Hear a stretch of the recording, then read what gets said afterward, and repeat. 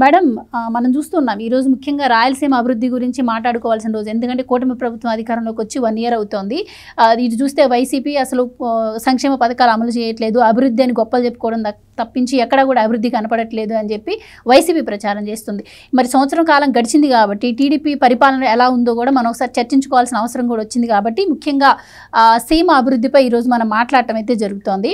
మీ ఉద్దేశం ఏంటండి? ఎవరి హయాంలో మరి సీమ అభివృద్ధి చెందిందంటారు? మీ విశ్లేషణ ఏంటి? అంటే 2014 నుంచి 2019 మధ్యకాలంలో సీమ అభివృద్ధి మొదలైంది. ఆ మొదలైన అభివృద్ధిని 2019 నుంచి 2024 మధ్యకాలంలో జగన్మోహన్ రెడ్డి, అంటే అదే ప్రాంతానికి చెందిన జగన్మోహన్ రెడ్డి ఆ సీమ అభివృద్ధిని చెయ్యలేదు. అంటే చేశాను అని చెప్పుకుంటాడు తప్ప అక్కడ చేసింది ఏమీ లేదు. అసలు సీమ అభివృద్ధే కాదు, మొత్తం ఆంధ్రప్రదేశ్ అభివృద్ధిని ఆయన అధోగతి పట్టించాడు, అంటే భ్రష్టు పట్టించాడు ఆయన.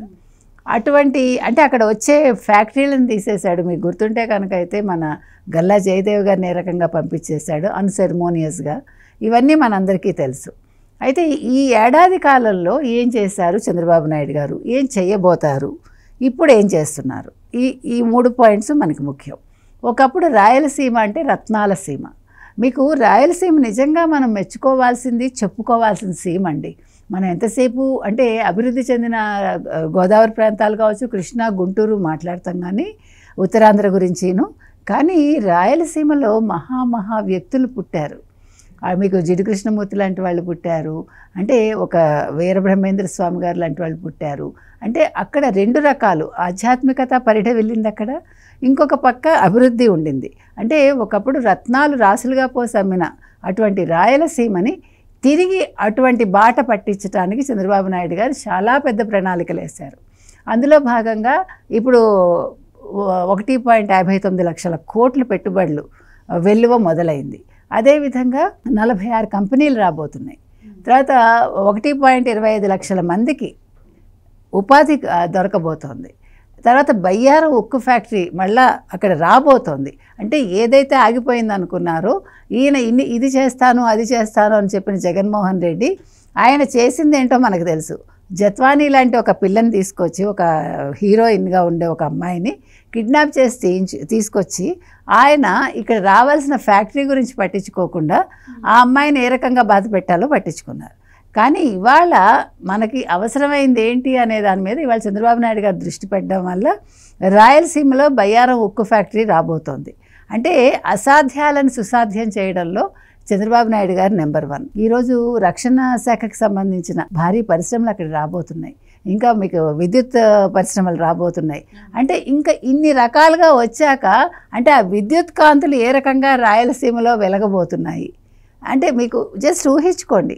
ఒక రత్నాల సీమగా ఉండే రాయలసీమ ఈరోజు మళ్ళీ ఇన్ని పరిశ్రమలు, ఇంతమందికి ఉద్యోగాలు ఈ రకంగా రాబోతోందంటే ఇంతకంటే కావాల్సిందేం లేదు. 1 ఇయర్లో ఈరోజు కేంద్రం దృష్టి ప్రత్యేకంగా పెట్టింది రాయలసీమ మీద, అంటే ఎంటైర్ ఆంధ్రప్రదేశ్ మీద పెట్టింది, అందులో ముఖ్యంగా రాయలసీమ మీద పెట్టింది.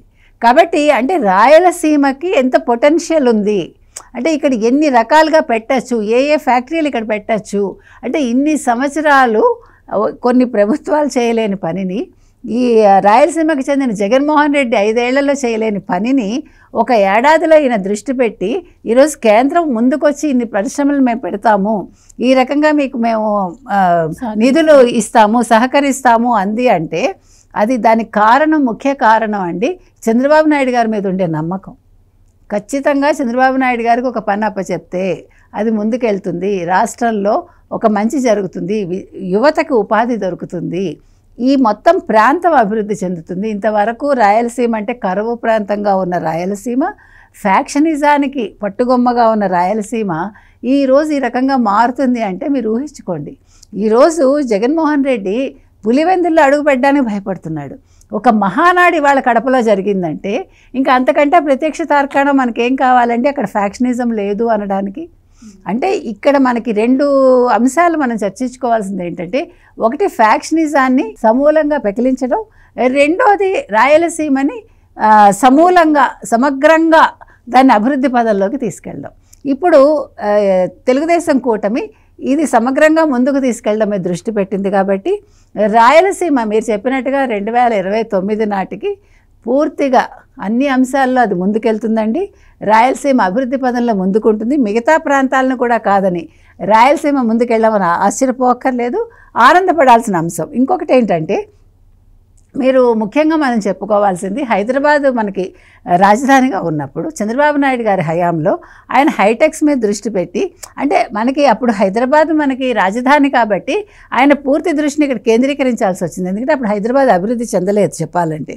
సో ఇక్కడ అభివృద్ధి చేయడంలో ఆయన ఇక్కడ 9 ఏళ్లలో ఆయన ఇక్కడ అభివృద్ధి చేశాక నెక్స్ట్ ఆయన వచ్చి ఉంటే ఖచ్చితంగా ఆంధ్రప్రదేశ్ కూడా అభివృద్ధి చెంది ఉండేది. కానీ ప్రజల అవకాశాన్ని ఇవ్వకపోవడం వల్ల హైదరాబాద్ ఒకటే అభివృద్ధి చెంది ఆగిపోయింది. కానీ ఇవాళ అటువంటి తప్పిదం చేయకుండా చంద్రబాబు నాయుడు గారు, అంటే అది ఆయన తప్పిదం కాదు, ఒక ప్రాంతాన్ని అభివృద్ధి చేయడంలో దృష్టి పెట్టడం వల్ల మిగిలిన ప్రాంతాలు కొంచెం మనం పట్టించుకోకుండా అయింది. ఎందుకంటే ఇది అభివృద్ధి చెందాక దీని ఫలాలు మిగతా చోట వస్తాయి. కానీ అలా జరగలేదు కాబట్టి ఇవాళ అటువంటి తప్పు చేయకూడదు అని ఓ పక్క రాయలసీమ మీద దృష్టి పెట్టారు ఆయన, ఓ పక్క అమరావతి మీద దృష్టి పెట్టారు, మరో పక్క పోలవరం మీద దృష్టి పెట్టారు, ఉత్తరాంధ్ర మీద పెట్టారు. ఇలా ఎక్కడెక్కడ ఏమేం చేయాలి, ఇవాళ వైజాగ్ ఐటీ హబ్ చేస్తున్నారు. అంటే ఏ ప్రాంతంలో ఏది పెడితే అభివృద్ధి చెందుతుంది అన్న దాని మీద సంపూర్ణంగా దృష్టి పెట్టి ఇవాళ రాయలసీమని రత్నాలసీమ చెయ్యాలి అనే ఒక పెద్ద సంకల్పంతో కూటమి ప్రభుత్వం ముందుకెళ్తోందండి. దానికి చంద్రబాబు నాయుడు గారు బాటలు వేస్తున్నారు ఇవాళ. Please subscribe to Leo news for more videos.